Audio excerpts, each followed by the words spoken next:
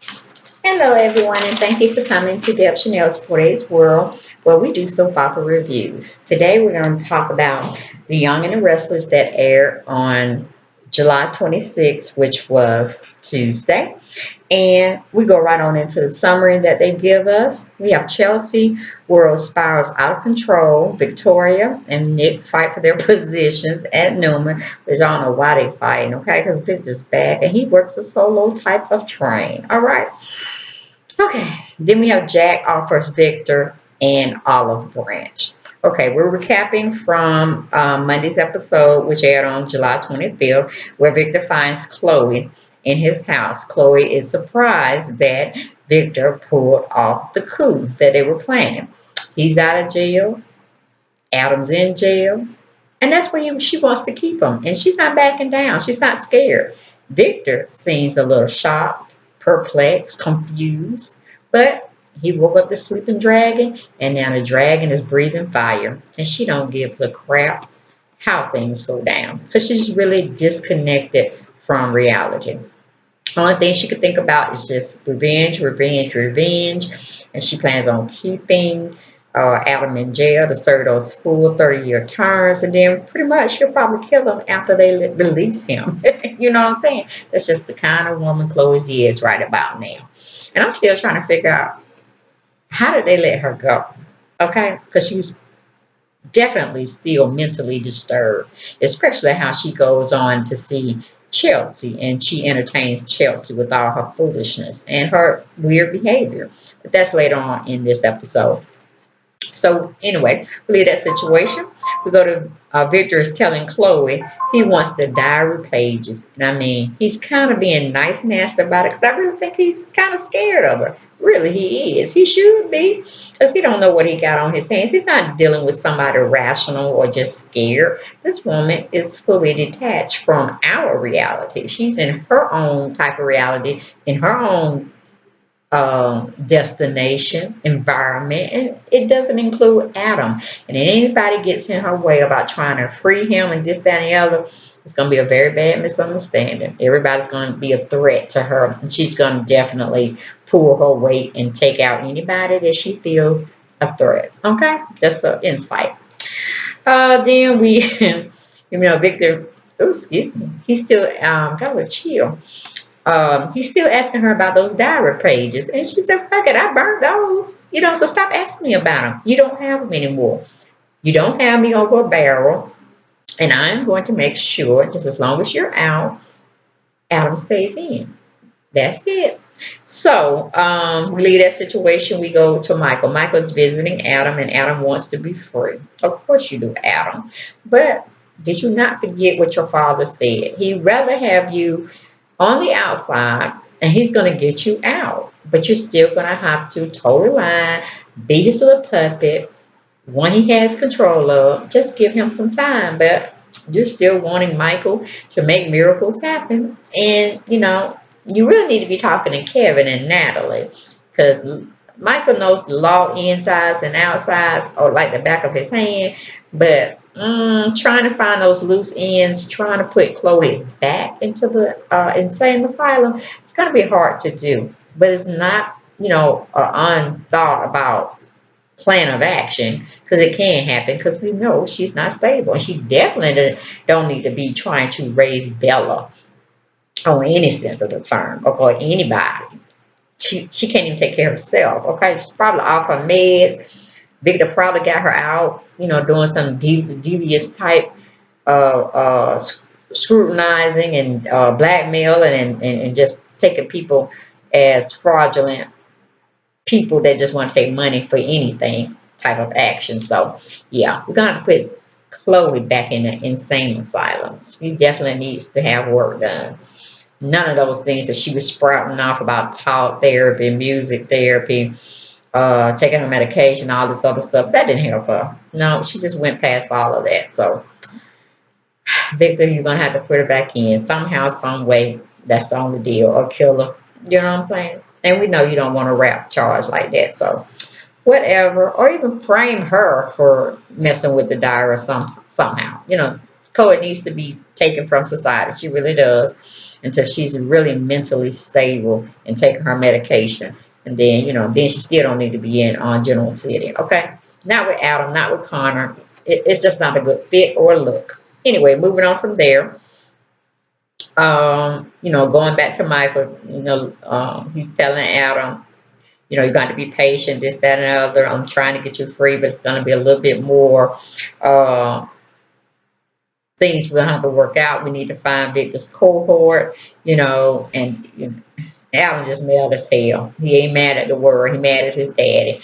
He's mad at the person that's working with his dad to set him up. It's just a whole big thing. Alan just very unhappy, and Chelsea's feeling the heat as well.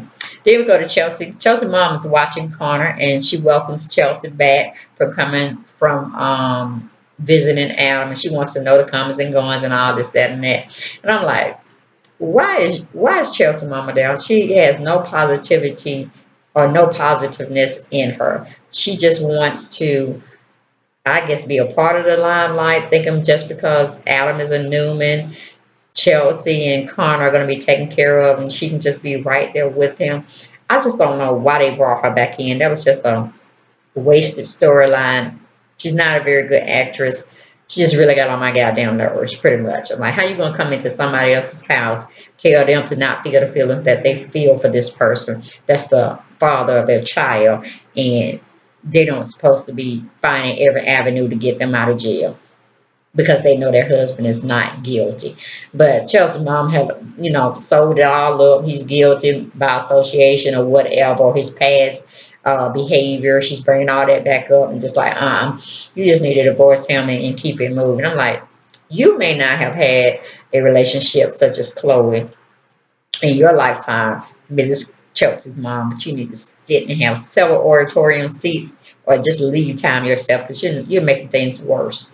And I hope they write you out real soon. I'm not going to waste too much more time on you because I don't want to see you. You only forget it.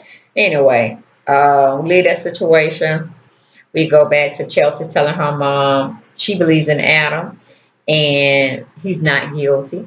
And she really feels that her mom has overstepped her the boundaries as well as overstayed her welcome. So pretty much Chelsea just dismissed her mom, tell her to leave, get the hell out of her house once again. Um, she's also telling her mom, don't speak in those terms of her husband. She's not going to allow it. She's not with the program. Don't come back. Just leave. Don't worry about her. Don't worry about the situation because the only thing that can help her right now is Adam being out of jail and being back home with his family, taking care of his loved ones, which is her and baby Connor. She even goes so far to tell Adam, I mean not Adam, her mom, she's a hypocrite. No, honey, she's more than a hypocrite, but that's another whole scenario, and we don't want to give your mom that kind of time. So we leave that situation, go to Victoria. Victoria's trying to get drunk because she's anticipating Victor firing her in the morning. I don't know what kind of pill Victoria done took to put her in La La Land. She knows Newman Enterprises has never been hers. It's always been her father. She's made that so very clear. He's married to his business. That's his first love. Even though he say Nikki is his first love and his children run a good second. But we know that's not true. Victor loves his company. Then he loves his wife. Then he loves his family, and then go out maybe somewhere down the road. You know what I'm saying? Victor's just that type of evil, sinister type man. You either love him or you hate him, or you just be on the fence of you don't know which way to go. He's entertainment for me, so that's why I watch the show. Um, then we go to Jack and Jill are still at the athletic club sharing stories about Kane and Billy. And both men, Jack is telling Jill, both men are so very different. They're on both ends of the polar spectrum. Kane has his ways, Billy definitely has his ways, but they're both compassionate men. And, he's telling Jill, just back the fuck off of both of them guys. I mean, you pretty much leave Kane alone, leave Billy alone. He's going to have to make his mistakes. He's going to learn from his failures and, this, that, and that. He's actually, fighting for his brother against his mom, which is Jack's really, in a weird way, stepmom. Yeah, can't understand it. But anyway, that was John Abbott's doing, and it is what it is on that type of situation. We're going to move on. We go to Phyllis and Billy. They're going upstairs to have lustful sex because it ain't no love in that. That's a bunch of hot mess. I mean, they could be, but I just can't see the fact. If you wanted to start something like that, you should have definitely ended it after that first intercourse section you had with your husband's son. I mean, your husband's brother. I mean, come on, Phyllis. That's just tacky. That's slut mentality. Anyway, moving on from there, we go to commercial. We come back. Victor's telling Chloe she best be lying about burning up them papers, okay? But I can't believe Victor would leave those type of plans to crazy as Chloe because he knew she was crazy. So I know Victor got an underhanded another turn of events that's going to come out. But we're just waiting to see because, like I said, he was very emotional about where those papers was and that he needed them. But Chloe was, scared of Victor. A crazy pathological type person. They ain't scared of nobody. Nope, not nowhere. Okay, so Victor is threatening to take Bella away from her, and she's not buying that. She care less about that because she knows he's not going to do that. Or she'll go to the cops and tell everybody at the top of her lungs Victor had her do all of this malicious type dealings and setting ups and all this, that, and that. And that won't look too pretty because they'll haul your ass right back in jail as well. But Victor is definitely not going to let it get that far. He would rather put Chloe 6 feet under himself before any of that come back out to light. And he definitely not going to go back to jail after already serving in their time of reality 6 months. Okay? No, he's not finna do none of that. So basically, Nikki is coming down the hall and trying to tell Vic. I guess she done made him a sandwich or had, the staff to make him a sandwich, and she's running in the room pretty much asking who was he talking to. But Nick is just a clown. Not well, I don't want to say a clown. She's just blind to the fact, blind love. Just she loved to live in the lap of luxury because she's been in it for so long. Even though she was a stripper at one time, barely making it. And, she met Victor. That was the whirlwind of her life, storybook romance, da da dee da da da. But, for her to be so crazily stupid and blinded because she wants to be blinded about Victor's behavior and ways, she just makes herself look ridiculous, pretty much. That's it. But anyway, she believes the lie Victor tells her, and they keep it moving. We go back to Michael. Michael tells Adam to tough it out until they can get him out of jail because it is going to be a silver lining. He just can't tell him when. Okay, Michael tells Adam to let Connor come see him. He needs Connor as therapy and continue to let Chloe see him as well. He needs that outside contact to keep him going on the inside. Adam doesn't really agree.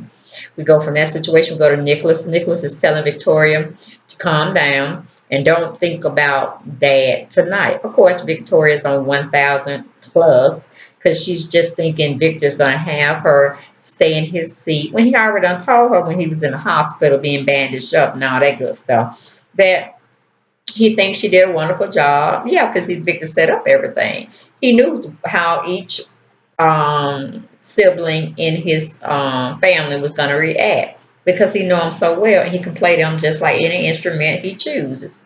Okay, and get the sound he prefers to come out of each last one of them in their actions. So he already know. And he already told Victoria, thank you for watching over my baby because that is my first baby. You were my second and Nicholas is my third. However, Newman Enterprises is mine. You're going to give up those reins, whether you like it or not. I'll find some other type of job. We already had this conversation. What part did you not understand, my darling? Anyway, because he loves calling he loves calling the women his life, my darling. Okay? So, Victoria's just really upset. She's talking with Nicholas about it because she just wants to hold that reign. But I'm like, Victoria has several auditorium seats. Okay? whenever, whatever auditorium that's in Genoa City, Wisconsin, fill it, honey. Fill it, fill it, fill it. Or better yet, start your own business again. You did it with Brash and Sassy. Think of something else. Victoria's lovely line of cosmetics. Hey, that run right off my tongue. You know what I'm saying? Roll right off my tongue. So do something to that effect, okay? Stop being in a dominated man's world. Get into something that you know about cosmetics, women products.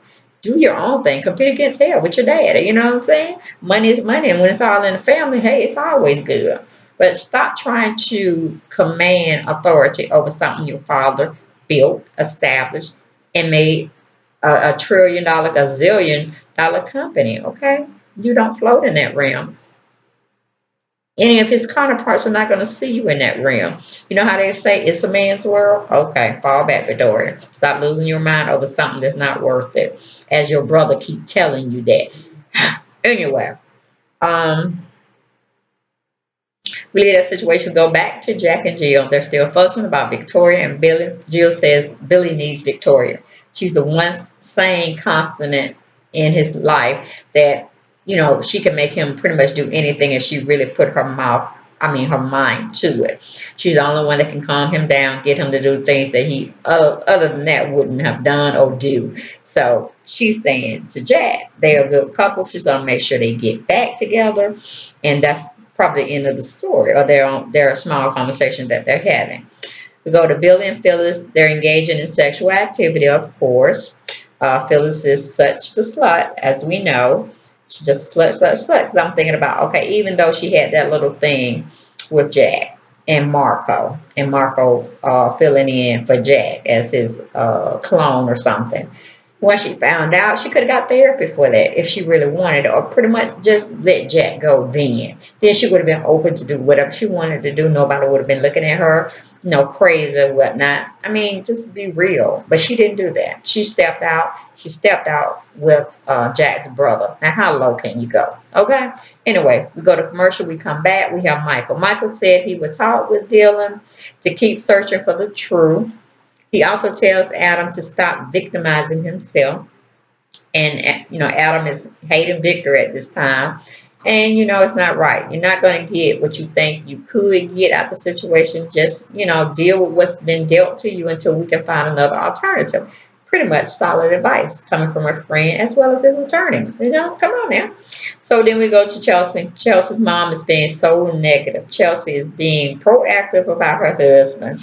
And that's basically the way that thing ran, and she pretty much kicked her mom out of their place.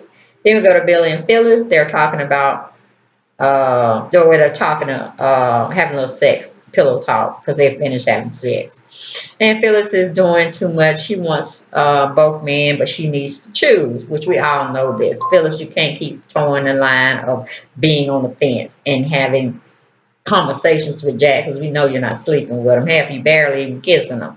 And then, you have Billy where you sexing him in all different sorts of ways and positions and whatnot. And then trying to call yourself feeling guilty about it. Phyllis, really? Don't nobody care about you no more. Go and throw yourself over a ledge or something, okay?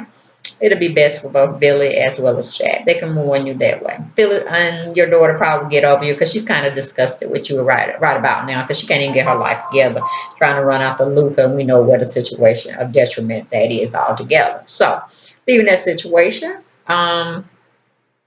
Phyllis is telling Billy he don't, meaning Jack, don't treat her like he does her.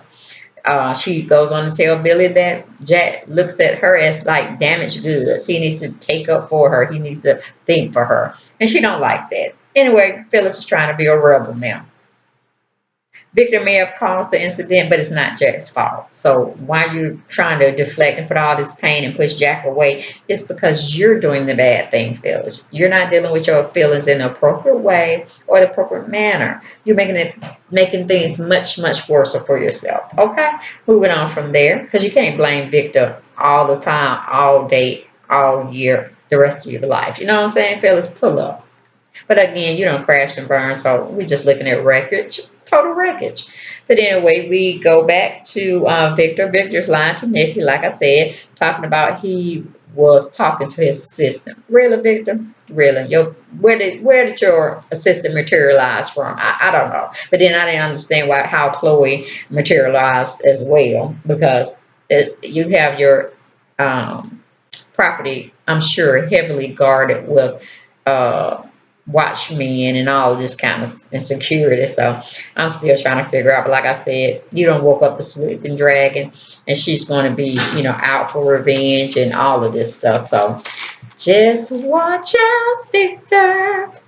Okay, and then Victor starts to go and ask Nikki, to have a seat with him, have a drink with him. But I'm like, what are you talking about, have a drink with you, Victor? Nikki can't drink. Are you crazy?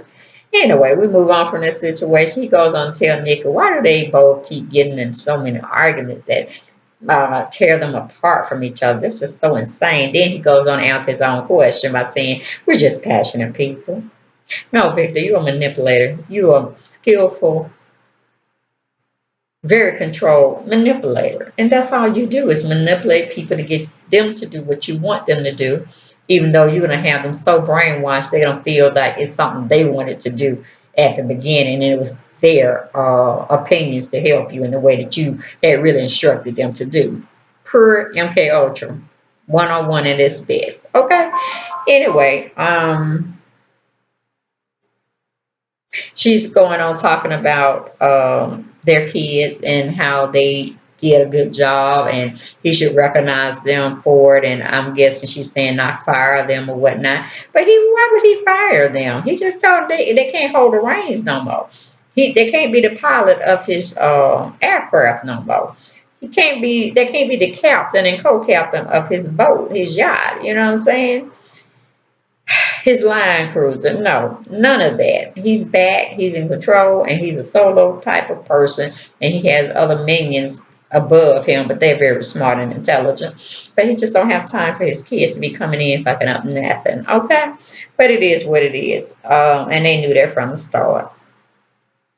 But while, they're still having casual conversations with themselves, Victoria and Nicholas walk in and they kind of hear their mother, going over the comings and goings of how he see the kids fitting into the company since he's back. And then Victoria walks in and says, yeah, that's the conversation we pretty much wanted to have with you anyway, Dad. And since we're here, we like to hear your suggestions of what you're planning on doing to us. But prior to that, she gives Victor a flash drive that has all the information of what she was working on prior to him being incarcerated, and the whole mess with the oil refinery rig debacle and press releases getting, done, this, that, and that, going over coverage or giving her synopsis on how Luca Centauri was there for some of it. But, Victor knows all of this, okay, because all of them are playing on his team. And basically his family was being played. So we have what we have from that situation. And Victor already know how much damage, but collateral damage had to happen, to buy the stories he was trying to put out there. So he know how to correct it. Uh, then we go to commercial. We come back. We're back on Jack and Jill. They're still fussing. Jack tells Jill to leave Billy alone. Jill asks about how him and Phyllis are doing.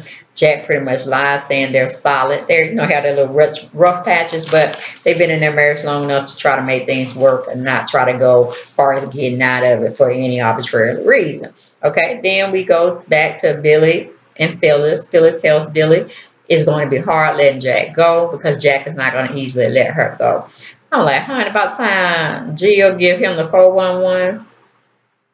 And he thinks about all these little actions that you were displaying and how you really ran to Billy and all of this and what that lady was saying. I think her name was Althea or something. She was like a merchandiser for both Newman and Javote marketing team, but they store a lot of their goods in her different stores that she oversees. What was her name? Heck, it was at the tip of my tongue. But Fiona, yes, Fiona, or Fiona, whoever that was. She was trying to tell Jack a long, long time ago that Phyllis and his brother, he needs to watch out for them because they're doing the dirty, deed. But he didn't understand. He kind of got a clue with it, and then Bethany tried to throw a 411 on his behind as well.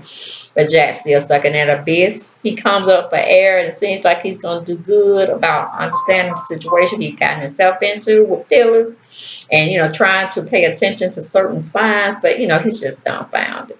He's just dumb, stuck on stupid, of loving Phyllis. And now Jill is going to bring some real enlightenment to him that he's not going to be very okay with, in a sense. So I don't know what Phyllis thinks she got Jack wrapped around her fingers here and there, because she's in for a rude awakening. Okay, so let me see. We go back and Phyllis is telling Billy, they're still having like pillow talk. She's telling him he's not a mistake. Then Victoria gives Victor okay, we did the flash drive thing.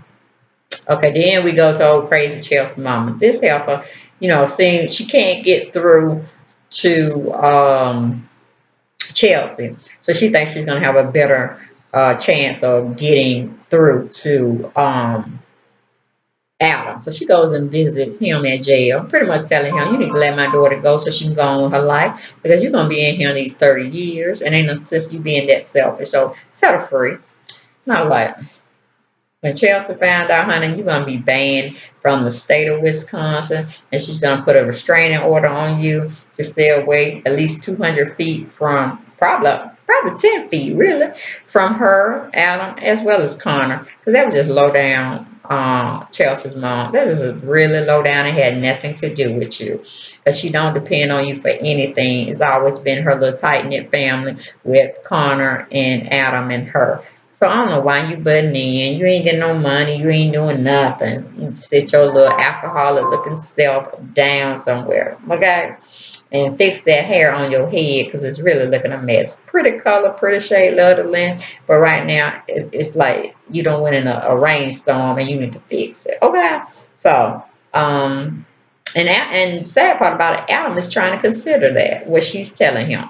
But anyway, we move from that situation. We go to Chelsea. Chelsea comes downstairs looking depressed and all this. Start looking at Adam and her picture together and remembering things. And then she gets a knock at the door. She opens up the door, and Lord have mercy, that's Chloe. Chloe in all her form, okay? The sleeping Mrs. Dragon, or Miss Dragon, waiting to come in and get her plotting Center Street on, or whatever you want to call it. We go to commercial, we come back. Chloe lets herself in because Chelsea's not really wanting her in, because she's trying to figure out why you here. Aren't you still supposed to be locked up in a mental institution somewhere? And she does ask Chloe about that. And Chloe's like, oh, honey, they sprung me. I did all the therapy they wanted me to do, and I was better. And, hey, I'm out now. And, Chelsea's still looking at her side eye like, something ain't right with this situation, but I'm too stuck in my own issues. I can't really think about it. So I'm just going to make small talk with her and hope she'll get the hell out of my house very soon. Then Chloe just goes on to tell her pretty much she got back in town. This is the first person, or she's the first person she came to see. And Chloe's like, why? Because when you left, you was just really crazy. And Adam was your arch nemesis, and he still is. She just don't know it yet. And she's pretty much basically the main reason why Adam is in jail. And I tell you, I just don't know. Is it that I don't know what the writer's trying to play, but it's just very crazy. But hopefully Chelsea can figure it all out, and then they can put her in jail and hold her there, which make Victor gonna have to make a powerful move, and we'll see what happens with that. But we move on. Victor and his kids are making small talk with one another, still trying to figure out the plans that Victor has for them in the morning. When there's a knock at Nikki and Victor's ranch door, and Nicholas goes to see who it is. And who's there at the door, honey? You got Jack coming in. Jack has come over to talk with Victor, mainly to leave his wife alone. So then we leave that situation. We go to Jill. Jill comes to talk with Billy after, spending a lot of time with Jack at the athletic club. And she finds some type of woman's shirt on the floor.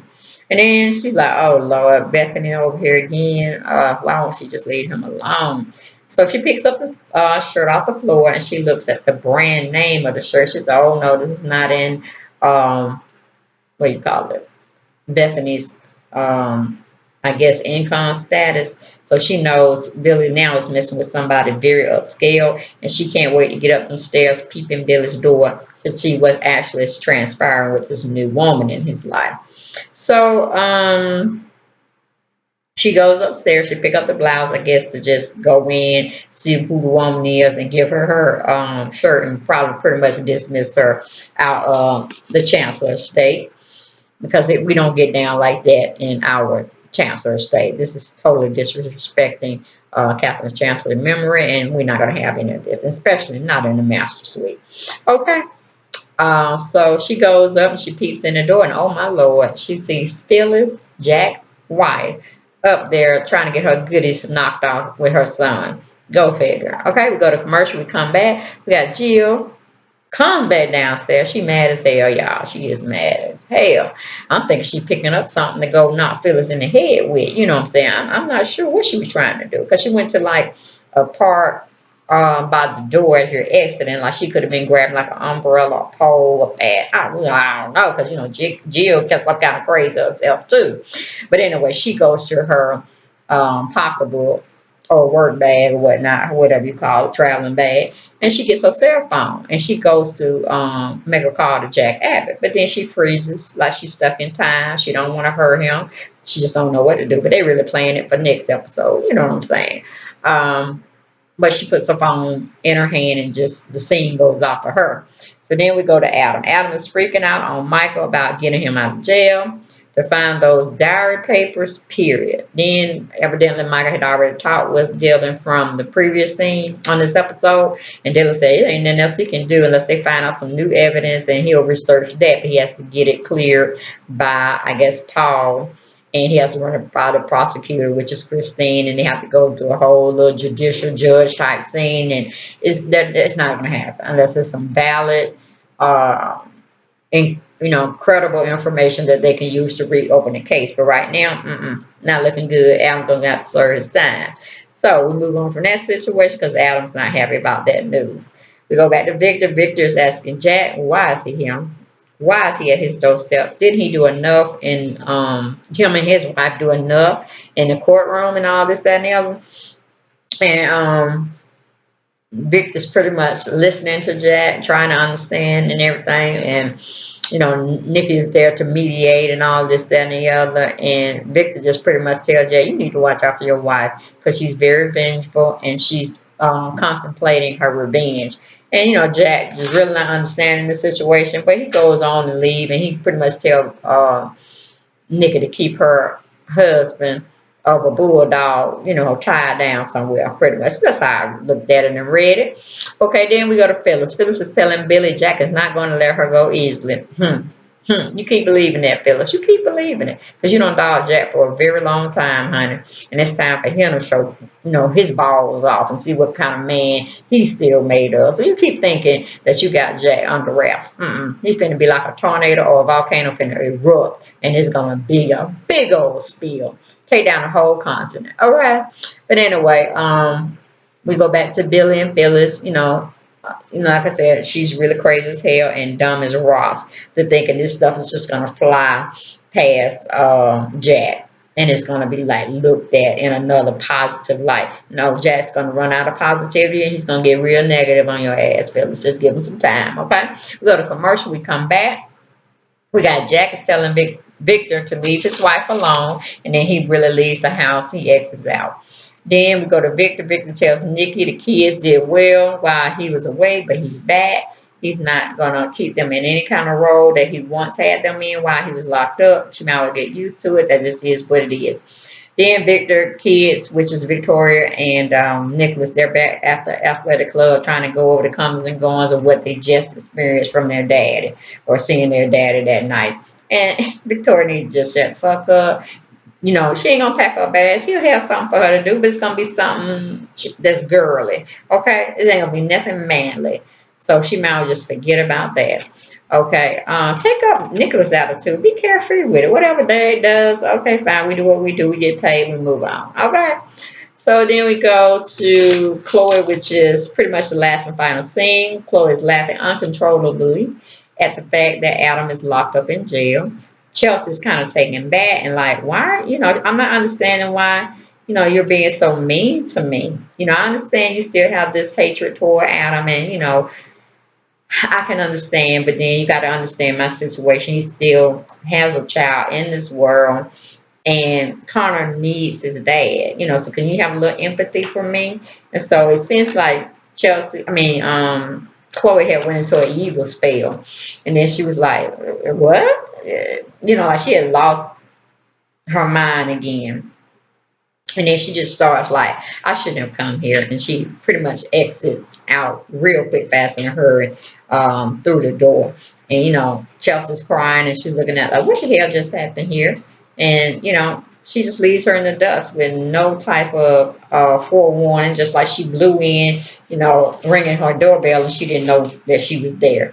And that's pretty much how Chloe has run into Genoa City, like a little work tornado, can of shit, and she ain't going nowhere. She coming back for another bout with destruction. So they need to watch out for her. And guess what? Victor brought her back to town. So I tell you, I don't know what that judge. Well, we do know what Judge Gates was thinking. He was only thinking in a biased way about keeping his daughter away from Victor. But like I probably didn't say it, but I really feel Meredith Gates is pregnant. And wow, he done made this pact with his daughter. If he lets Vic out of jail, she's gonna totally stay away from him. How are you gonna keep Meredith from her son's father?